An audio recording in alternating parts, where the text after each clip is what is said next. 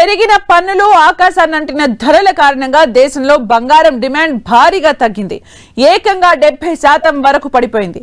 కేంద్ర ప్రభుత్వం దిగుమతి సుంకాన్ని భారీగా పెంచడం, నిత్యావసరాల వ్యయం పెరగడంతో సామాన్య ప్రజలు కొనుగోళ్లకు దూరంగా ఉంటున్నారు. అటు ఏడాది పాటు బంగారం కొనుగోళ్లు ఆపాలని మోదీ పిలుపునివ్వడంతో కూడా ఇందుకు కారణంగా తెలుస్తోంది. పసిడి దిగుమతుల్ని కేంద్రం 6 నుంచి 15% పెంచింది.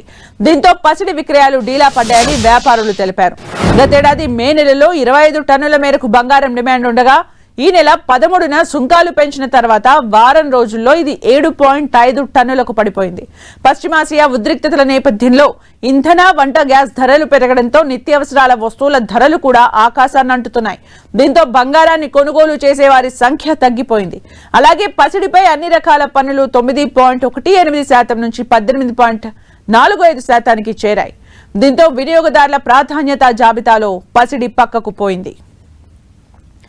ఈ ఏడాది బంగారానికి దూరంగా ఉండాలంటూ ప్రధానమంత్రి మోదీ దేశ ప్రజలకు చేసిన విజ్ఞప్తి కూడా మార్కెట్ సెంటిమెంట్ ను దెబ్బతీసింది. దీంతో పాటు పెట్రోల్, డీజిల్, నిత్యావసరాల ధరలు పెరగడంతో మధ్యతరగతి కుటుంబాలు పసిడి కొనుగోళ్లను వాయిదా వేసుకుంటున్నాయి.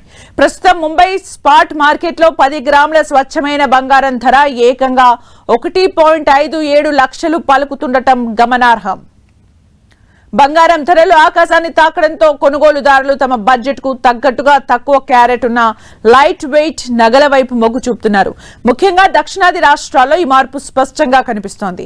మరోవైపు మార్కెట్లో ధరలు ఎక్కువగా ఉండటాన్ని ఆసరాగా చేసుకుని చేతిలో డబ్బుల కోసం తమ పాత నగలను అమ్మి క్యాష్ చేసుకునేందుకు జనం జ్యువెలరీ షాపుల వద్ద క్యూ కడుతున్నారు.